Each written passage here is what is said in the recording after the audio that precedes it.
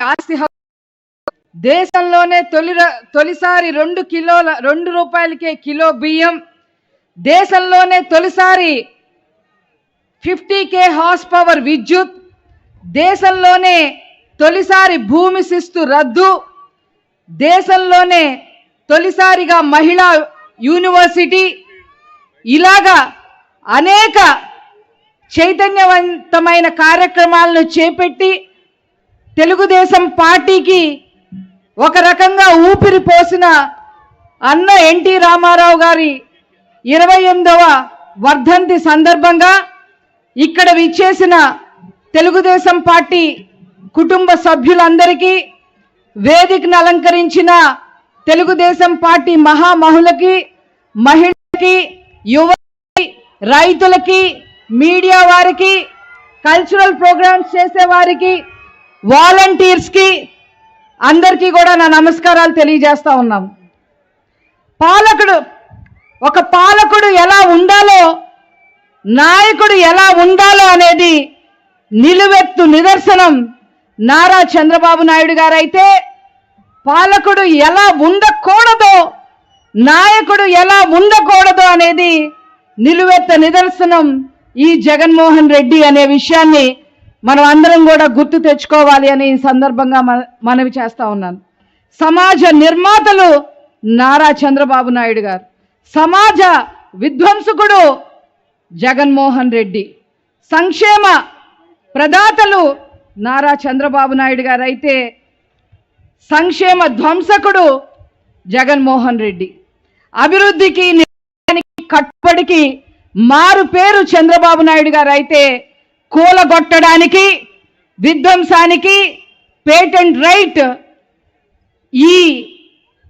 జగన్మోహన్ రెడ్డి గారు. మన నాయకుడు చంద్రబాబు నాయుడు గారి పేరు చెబితే వెంటనే ప్రతి ఒక్కరికి గుర్తొచ్చేది సైబరాబాద్ నగరం,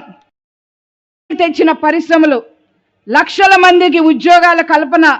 రైతుల కోసం నిర్మించిన సాగునీటి ప్రాజెక్టులు, పోలవరం, పట్టుసీమ, విద్యారంగం అభివృద్ధి,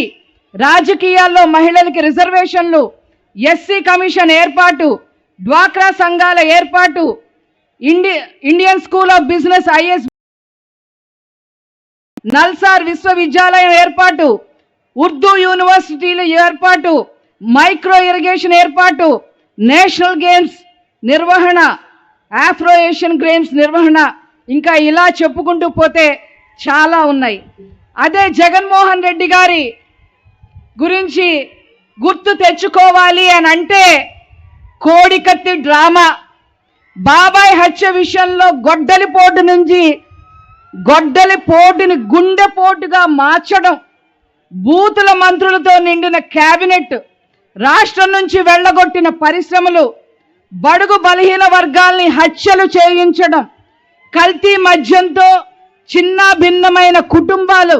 గంజాయి మత్తులో నాశనమైపోతున్న యువత, అత్యాచారాలు, మిస్సింగ్ కేసులు, పేకాట క్లబ్బులు, క్యాసినోలు, బెట్టింగులు, ఇవన్నీ జగన్మోహన్ రెడ్డి పేరు చెబితే ఇవన్నీ కూడా గుర్తొస్తాయి. మాట్లాడితే ఈ మధ్య పబ్లిక్ మీటింగ్లో జగన్మోహన్ రెడ్డి గారు, నేను మీ బిడ్డని,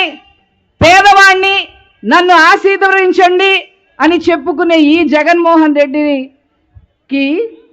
బెంగళూరులో ఒక ప్యాలెస్ ఉంది, ఇడుపులపాయలో ఒక ప్యాలెస్ ఉంది, తాడేపల్లిలో ఒక ప్యాలెస్ ఉంది, హైదరాబాద్లో ఒక ప్యాలెస్ ఉంది, ఇప్పుడు ఋషికొండను గుండు కట్టి మరి ప్రజలు సొమ్ముతో 500 కోట్ల రూపాయలతో ఇంకో ప్యాలెస్ కట్టడం జరిగింది. అసలైన పెత్తందారి, దగాకోరు, విశ్వసనీయత అనే మాటకి అర్థం తెలియని ఈ జగన్మోహన్ రెడ్డిని చిత్తుగా ఓడించడానికి మనమందరం ఎంతకైనా తెగిద్దాం, తిరుగుబాటు చేద్దాం, వైసీపీని తరిమి కొడదాం,